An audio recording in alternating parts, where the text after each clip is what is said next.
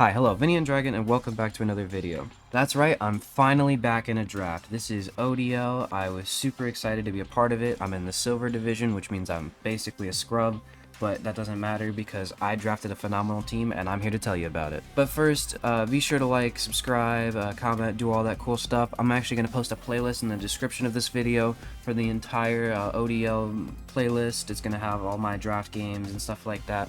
So if you're really interested and this is a couple days or a couple weeks old, be sure to check out that playlist. It'll tell you everything. And with that, let's get into the team. Now, my round 1 pick was actually a Pokemon that I've slandered in the past, and one that was already a bit weird for me to take, but considering I had a low pick, I didn't really have any option, and I wanted something that good.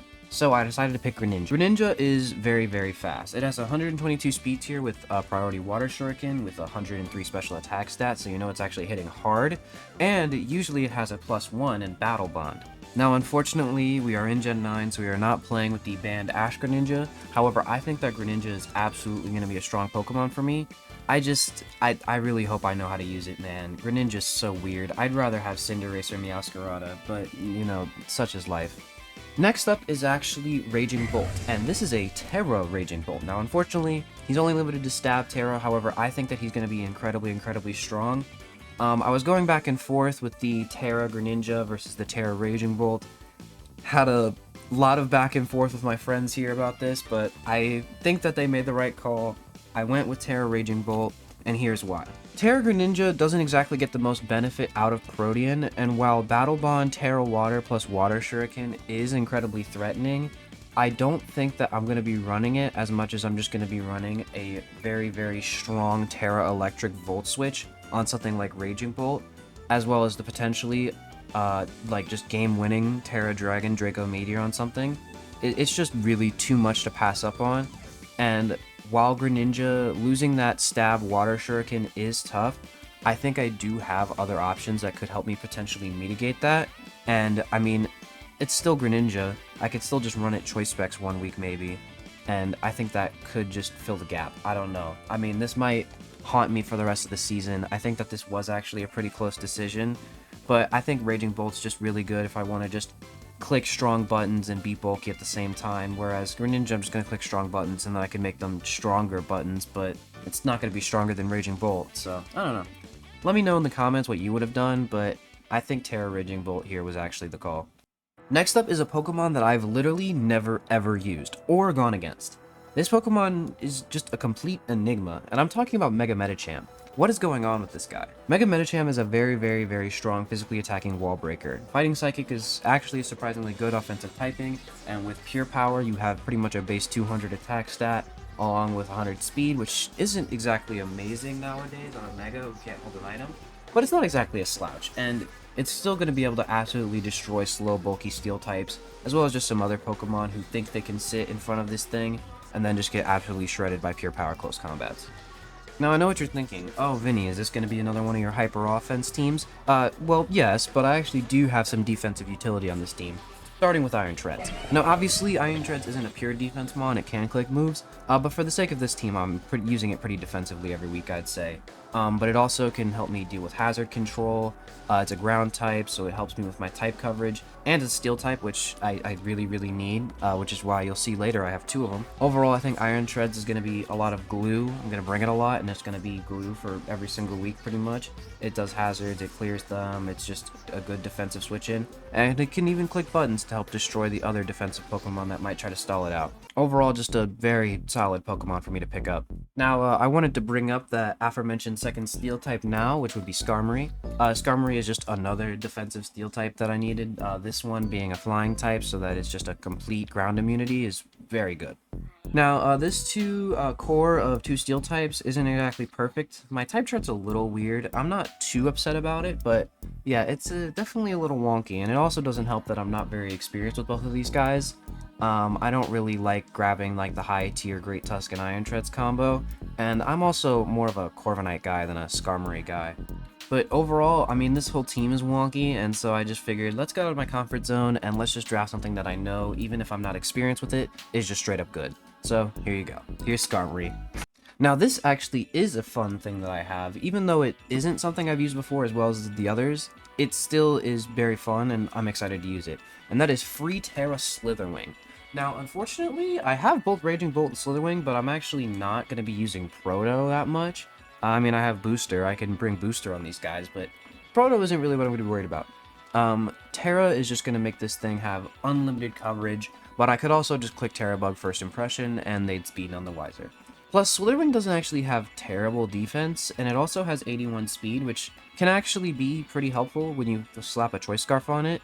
It's overall just pretty versatile, but it still hits incredibly hard for something that versatile. Plus, with the addition of Terra, it's just very hard to prep for and switch into. I mean, it could be just a defensive U-turner with First Impression. I mean, you could just be clicking Close Combat. You could have Terra to help break some defensive Pokemon my team normally wouldn't. Overall, I'm very happy to have this guy. Next up is honestly probably going to be a sleeper Pokemon for me. I don't expect a lot of people to really think about it, but it's absolutely one of my biggest threats, and one that I got for pretty cheap, and that's Nihilego. Now, Nihilego is a ground weakness, and if you've been keeping track of my team, I have a lot of them, but overall I think that I could just bring Air Balloon. I'll be fine, it's not a big deal. The amount of specially attacking ground types isn't that high, but if I do run up against one, I think Nihilego might be able to take one. And overall, 103 speed is absolutely a great speed tier to fit into this team. However, I'm beating around the bush. 127 special attack and beast boost is kind of just a win button depending on what goes on. Plus you have access to some really funny tech like Power Herb, Meteor Beam, and stuff like that. Overall, it's just something that people have to acknowledge that will potentially sweep teams, and it's also just very hard to prep for. I mean, sure, you could just slap a physical ground move and call it a day, but if they play around that, you're kind of cooked. Plus, by having Nihilego, I can put this image of Lucamine in the video. So here you go. Here's Lucamine. Enjoy. Now, next up, I have Sinistcha. I really needed a ground resist. That is why Sinistcha is here. Now, Sinistcha does do other things. It's also a ghost type, so it means it can help switch on fighting moves. And it also has a pretty decent special attack stat, stuff like Calm Mind. It's a grass type, so it has access to utility moves. But, you know, that's honestly the reason I grabbed it was just for defensive type combinations. If I get absolutely shredded by an offensive ground type, I'm pretty much needing Sinistcha, so that's why he's here. Now, near the last, I have Dachsbun. Dachsbun is my fairy type. Now, I know what you're thinking. That's not a great fairy type, and you are right, but Dachsbun has access to a lot of things that does help my team work. It has Wish Passing, which is just very good in general, especially for my bulky steel types. One like Iron Treads, which doesn't have recovery, and one like Skarmory, who does have Roost, but I can't click it all the time. And then it also helps a lot of my frail attackers. Plus 95 speed with an 80 attack is actually enough to help check some really powerful dragon types and other Pokemon that are just weak to fairy. You have things like Chenpao in this format, which is very threatening, but then if I just randomly have a Play Rough on this Dachsbun, it can actually kind of do some work. Now, I don't anticipate this thing actually being that good into those types of matchups, but it's just something to consider, and it is a defensive glue that I need because it's also a fire immunity thanks to Well-Baked Body. Next up, we have Komala, and I'm going to be 100% transparent with you. This is not a real Pokemon. I just like this guy. I mean, look at him. He's so cute. He's so adorable. He's so silly. Now, I know what you're thinking. Vinny, are you throwing for content? Maybe, but I wanted Komala on my team. He's a normal type. He's got a lot of attack. He can click big last resorts. If someone's really bad and doesn't have a steel type, Komala could do stuff. Maybe. Potentially. Probably not. But it's really cool to think about. You know, what if I actually bring Komala 1 week and he sweeps? He's definitely not going to do that. But, you know, he's my mascot. Look at him. He's pretty funny. And then, finally, we have one last Pokemon left.